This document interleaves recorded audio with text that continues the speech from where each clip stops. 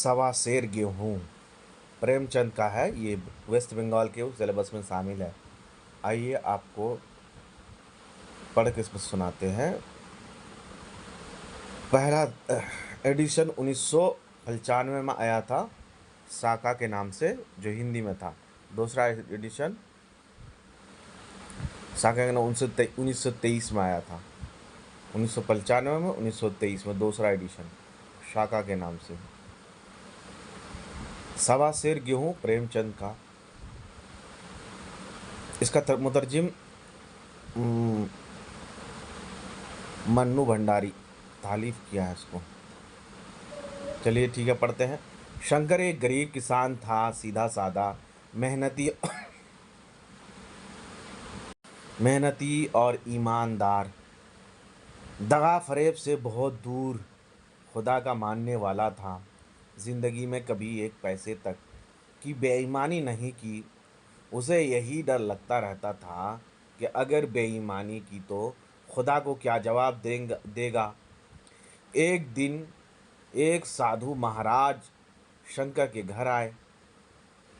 उन्हें देखकर शंकर खुश हुआ।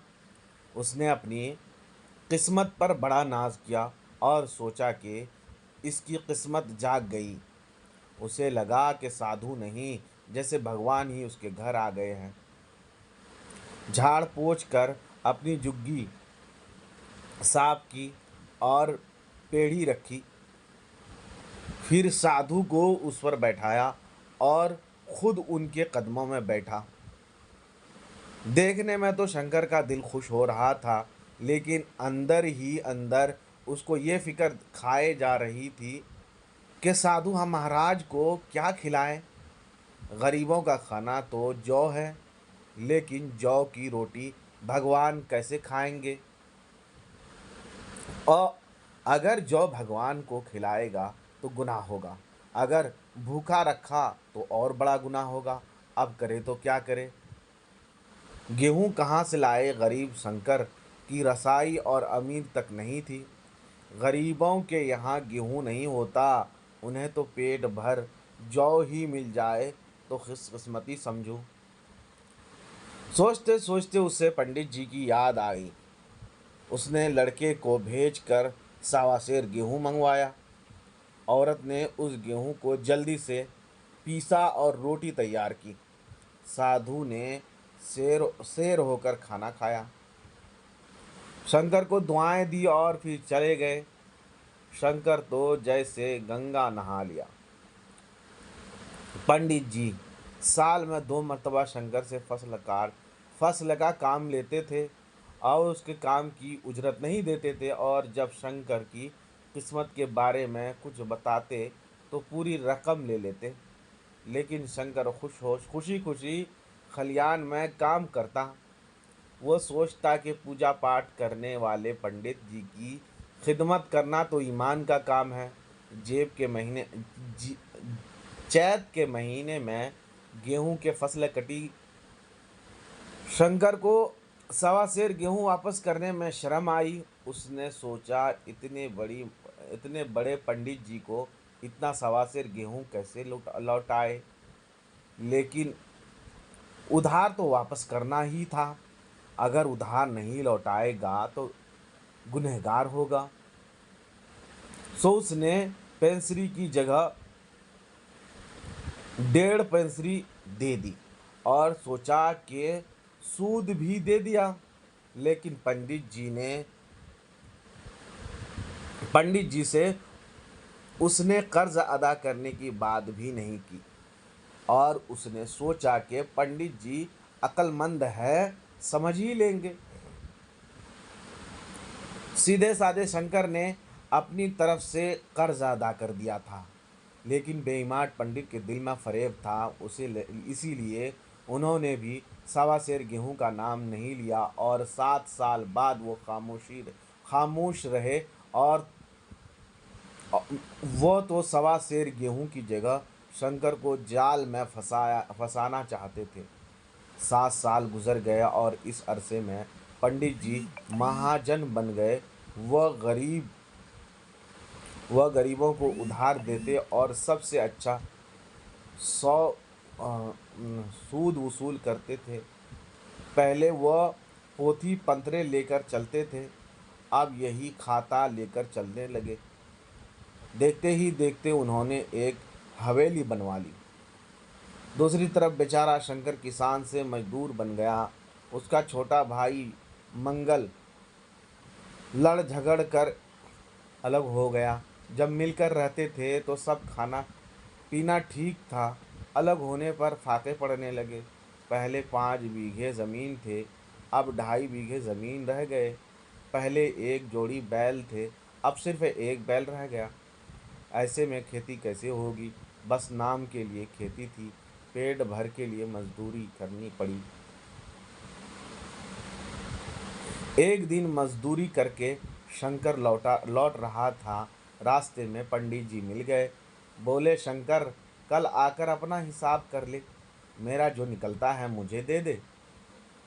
शंकर तो हैरान रह गया। बोला, महाराज, मेरे पास तो आपका ना एक छटांग अनाज है, न एक पैसा उधार, मेरा हिसाब किताब कैसा? पंडित जी माथे पर बल पड़ गए। डपट कर बोले, वाह वाह, तेरे हिसाब में एक छटांग अनाज भी नहीं निकलता। जानता है पूरे 5.5 मन गेहूं निकलता है। हजम करने का इरादा है क्या? शंकर हाथ जोड़कर बोला, महाराज, आपका पैसा कैसे हजम कर दूं? क्या मुझे भगवान को मुंह दिखाना नहीं है? लेकिन महाराज, गेहूं निकलता कैसे है? पंडित जी बोले, 7 साल पहले तेरा लड़का 1.25 सेर गेहूं नहीं ले गया था। मैं कोई झूठ बोल रहा हूँ? शंकर ये सुनकर हैरान रह गया। बोला, हाँ महाराज, ले तो गया था, लेकिन मैंने तो खलियानी पेंसरी की जगह 1.5 पेंसरी दे दी थी। मैंने ये समझा था कि आपका असल भी दे दिया और सूद भी अदा कर दिया।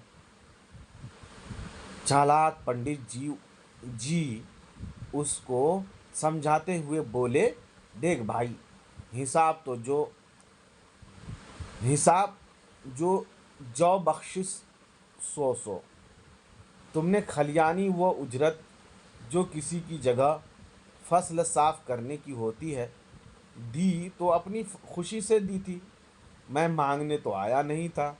बेचारा शंकर अब क्या कहता, लेकिन उसने पूछा कि आपका दिया तो कर्ज हुआ और मेरा दिया बख्शिश हुई, ये कैसा फैसला है महाराज?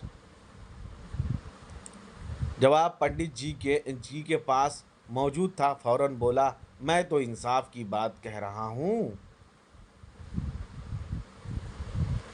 जो मांग कर ले वो कर्ज होता है, जो खुशी से दे वो बख्शिश होती है।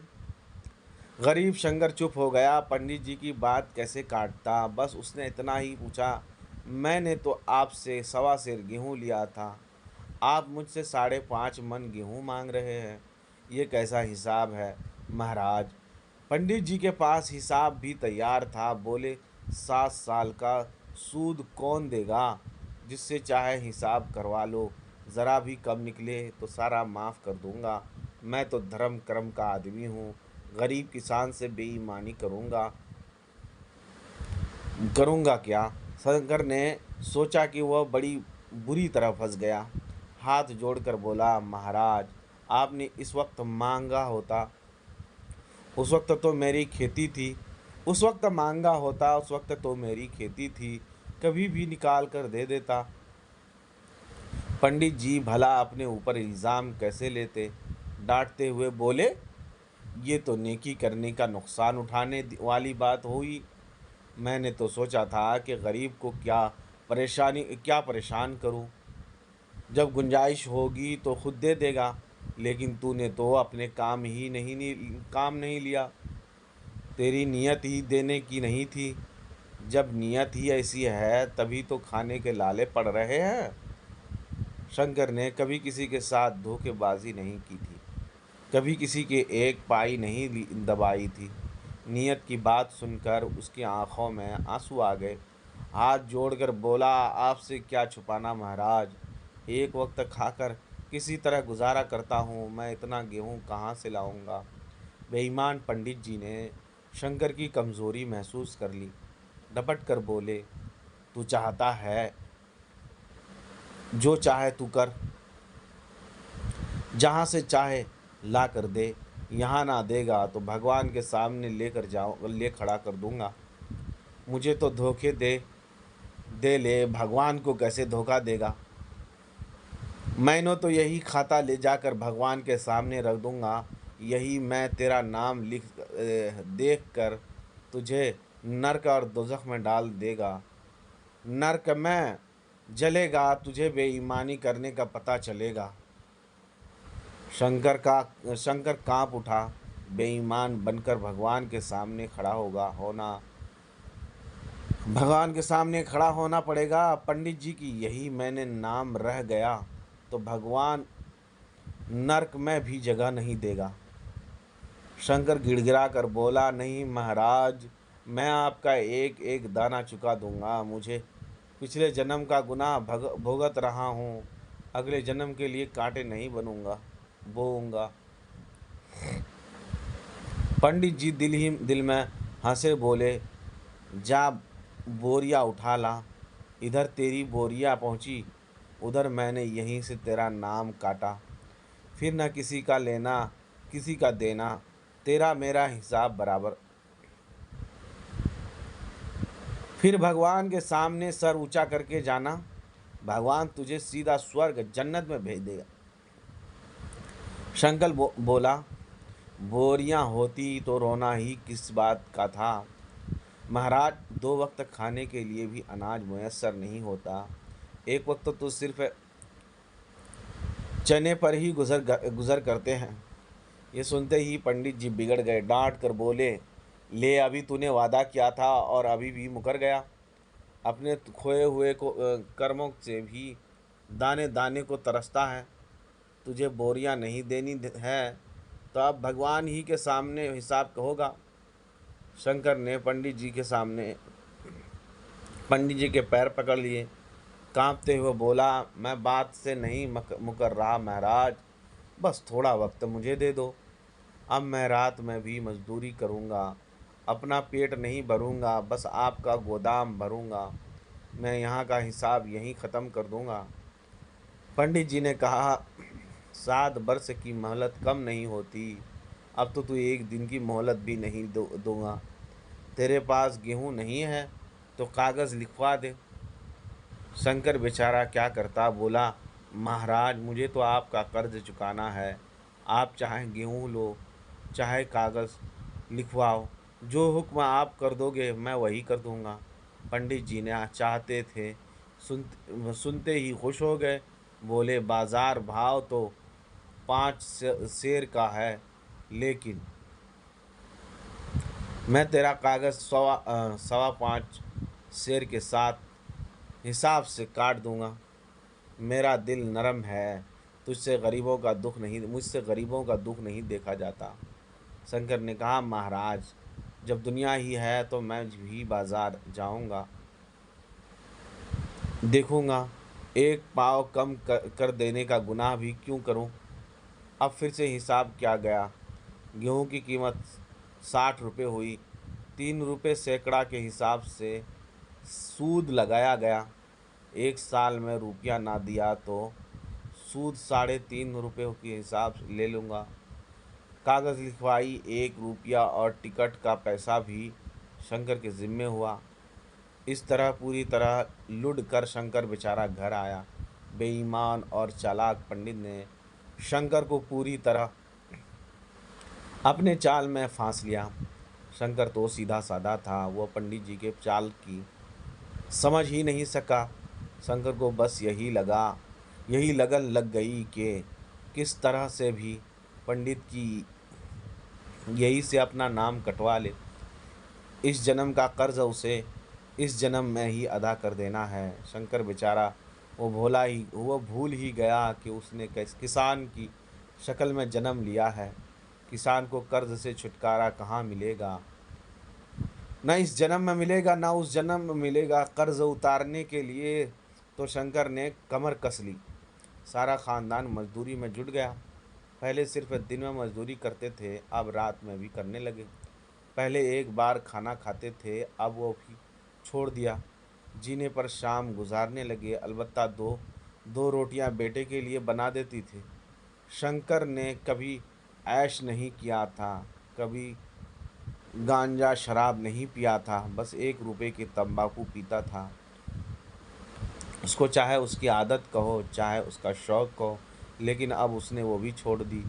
अपने चिलम तोड़ दिए, तंबाकू रखने की भांडी भी फोड़ दी तोड़ दी।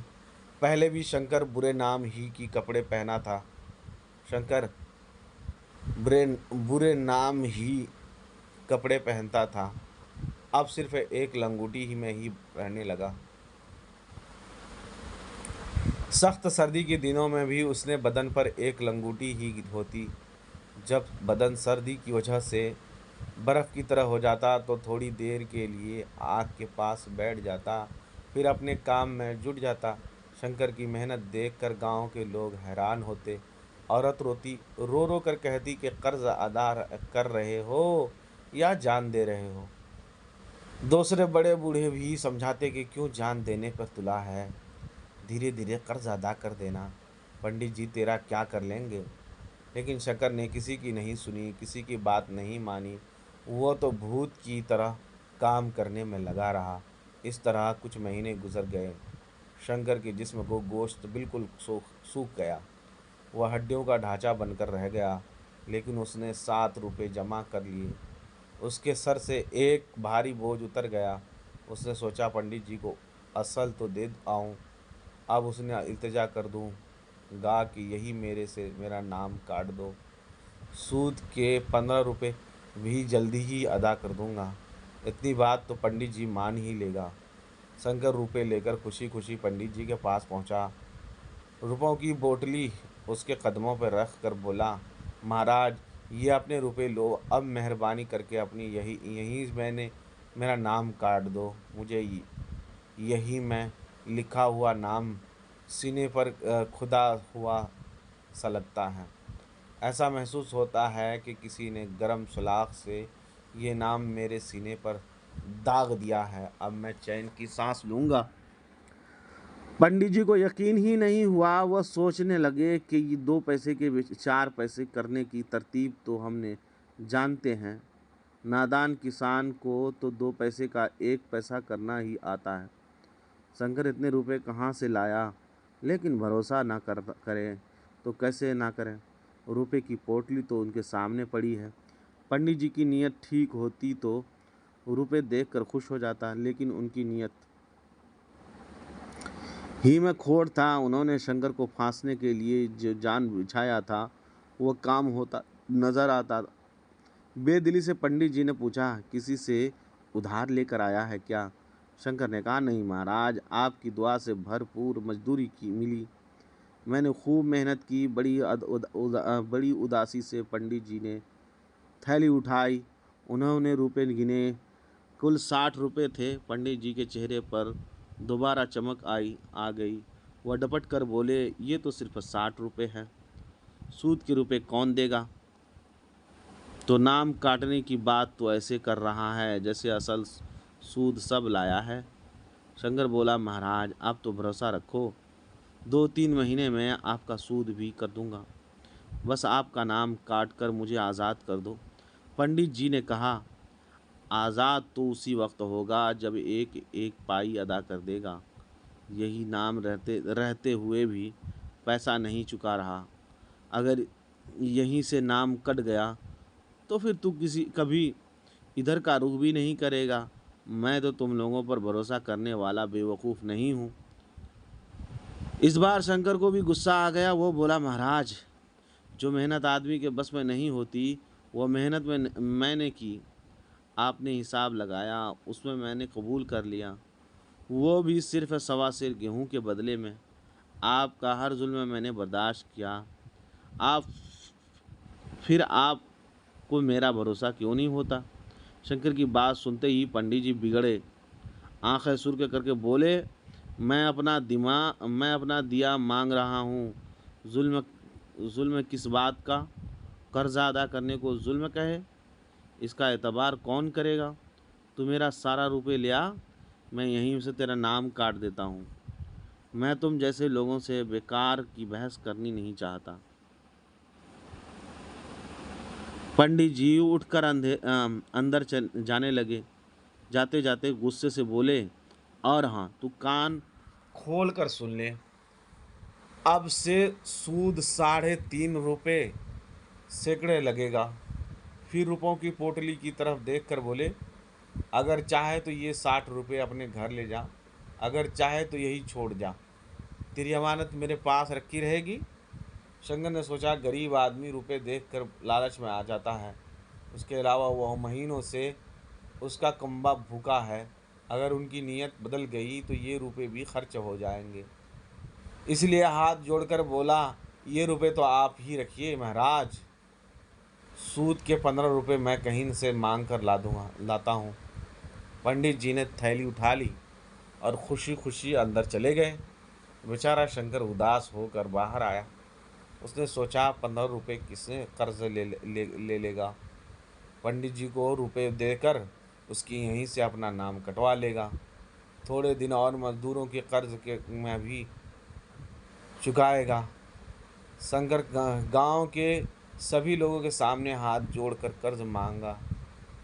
खुशामद की, गिड़गिड़ाया, लेकिन उसे किसी ने 15 पैसे भी नहीं दिए। लोगों को उस पर भरोसा तो था, लेकिन पंडित जी का गुस्सा कौन बर्दाश्त करेगा। सब जानते थे कि अगर उसकी मदद की तो पंडित जी जीना हराम कर देगा। इसलिए सब ने खामोशी इख्तियार कर ली। हर तरफ से नाउमीदी होकर शंकर अपनी झोपड़ी आया। उससे एक ही बात चुभ रही थी कि उसने इतने दिन तक जो मेहनत की वह सब बेकार गई। पंडित जी की यही उसमें उसका नाम तो रह गया। वह पंडित जी के कर्ज से आज़ाद नहीं हो सका। शंकर मुंह ढाँप कर झोपड़ी में पड़ गया और उस दिन वो मजदूरी करने भी नहीं गया। उसके दिमाग और दिल में अब वो दूसरे ख्याल आने लगा। कल तक तो उससे कर्ज उतारने का भूत सवार था।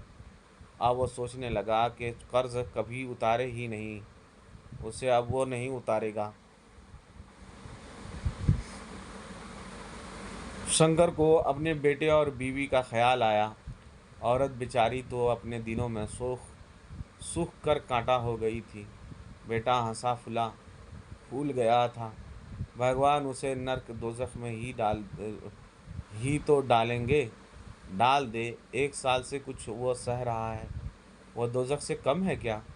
पंडित जी की चालाकी से सीधे साधे शंकर ढीठ बन गया। अब वह मजदूरी करता और शेर होकर खाना खाता। बीवी और बच्चे को भी खूब खिलाता। पहले तंबाकू को पीना तक छोड़ दिया, अब गांजा चरस भी पीने लगा। पेट भर के खाने मिलने के बाद बेटे के चेहरे की हंसी लौट आई। बीवी और उसके बदन में गोश्त चढ़ने लगा। अब जब कभी ज़्यादा मजदूरी मिलती तो वह सब के लिए कपड़े ले आता, कभी बीवी के लिए जोड़े लाया करता, बेटे के लिए खिलौने लाता। कर्ज के बारे में अब उसने सोचा ही छोड़ दिया। इस तरह से 3 साल गुजर गए। पंडित जी ने भी फिर कभी रुपए का नाम नहीं लिया। वह तो सिर्फ अपनी यही में शंकर के नाम पर सूद चढ़ाते गए। जब रकम ज़्यादा हो गई तो एक दिन शंकर को बुलवाया।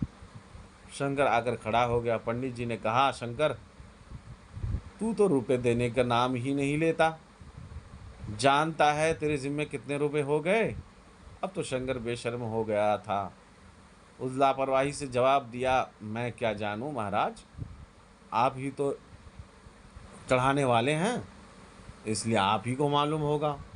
पंडित जी ने यही खोल कर बताया, 60 रुपये तेरे निकाल भी दे तो भी 120 रुपये हो गए हैं। शंकर खामोशी से बोला, ज़रूर हुए होंगे महाराज। पहले सवा शेर के 60 रुपये हुए थे, अब 1500 के 120 रुपये ज़रूर हुए होंगे।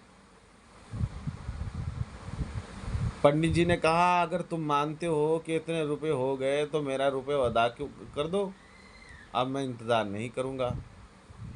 अब मर्तबा शंकर इस मर्तबा शंकर ने ना हाथ जोड़े न गिड़गिड़ाया। इस ढीठपन से बोला, अब मैं इस जन्म में तो मैं नहीं दे सकता महाराज, आप अगले जन्म में मुझसे ले लेना। शंकर का यह अंदाज देख कर पंडित जी गुस्सा में आग आग बगोला हो गए। डपट कर बोले, मैं तो इसी जन्म में ले रहा हूँ, लेकर रहूँगा। अब सूद तो मैं अभी वसूल कर दूंगा। शंकर बोला, मेरे पास है ही क्या महाराज जो आप ले लेंगे। एक बैल है सो ले लो। मेरे यहाँ तो खड़ा खड़ा खड़ा वो भी भूखा सा ही खाता है। आप ले जाओ तो आपके घर में भी कुछ खा लेगा। पंडित जी ने कहा, मुझे बैल बिछा लेकर कहाँ क्या करना है। शंकर के पास कुछ था भी नहीं और उसे देना भी नहीं था। साफ कह दिया, आप क्या दूँ महाराज, मेरे पास और है ही क्या। हम गरीब आदमी हैं, रोज़ मजदूरी करते हैं और रोज़ पेट भरते हैं। हमारे पास कौड़ी कहाँ रखा है जो आपको दूँ।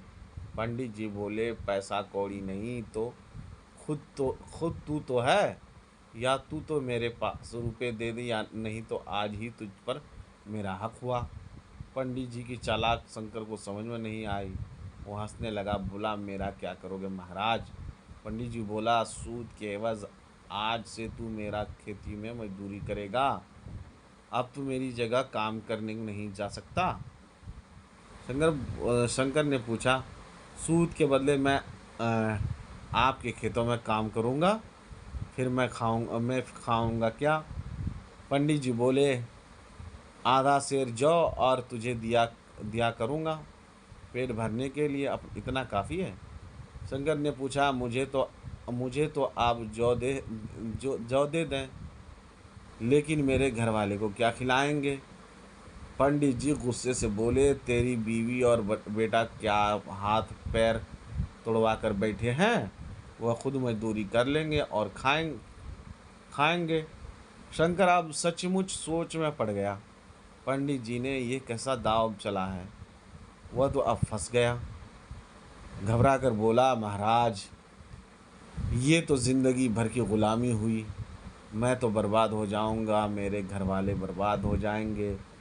शंकर की आंखों में आंसू आ गए, लेकिन उसके असर पंडित जी पर क्या होना था। वह तो दिल ही दिल में खुश हो रहे थे। बोले, अब तू चाहे ग़ुलामी समझ चाहे मजदूरी, मैं तो अपने रुपए वसूल किए बगैर तुझे छोड़ूंगा नहीं। एक बार फिर शंकर ने खुशामद की, महाराज ऐसा तो मत कीजिए, ये तो सरासर जुल्म है। पंडित जी बोले, इतना रुपए मांगना जुल्म कैसे हो गया। तो चाहे तो गांव के बड़े बूढ़े को बुलाए, चाहे पंचायत कर ले, कोई भी कह दे कि ये जुल्म है तो चोरी की सज़ा मेरी।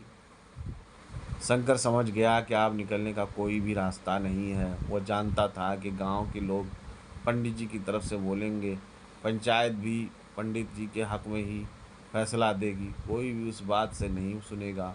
गरीब की बात सुनने वाला ही कौन कौन है। शंकर के बैल तो घर में ही बंधा रह गया और शंकर खुद गूंगे बैल की तरह पंडित जी के पीछे चला आया। उसकी बीवी तड़पती रही, उसका बेटा रोता रहा, लेकिन किसी को भी तरस नहीं आया। कोई भी पंडित जी के इस जुल्म के खिलाफ नहीं बोला और गरीब शंकर सवा सेर गेहूं के बदले जिंदगी भर के लिए पंडित जी का गुलाम बन गया। पंडित जी सुबह होने से पहले ही शंकर को खेत में भेज देते। फिर चाहे गर्मी हो या सर्दी, चाहे धूप हो या चाहे बरसात, शंकर खेत में ही काम करता रहता। खेत से फुर्सत मिलती तो घर में काम का ढेर लगा रहता। बैल भी हल से खुलकर रात भर आराम से जुगाली करते हैं, लेकिन आराम की दो घड़ी भी शंकर को नसीब नहीं थी। खेत जाते हुए कभी शंकर को अपना बेटा दिखाई देता, वो अपने से 2 गुना बोझ सर पर उठाए होता। शंकर का दिल चाहता कि बेटे की मदद करे, लेकिन हाथ तो पंडित जी के गुलाम थे।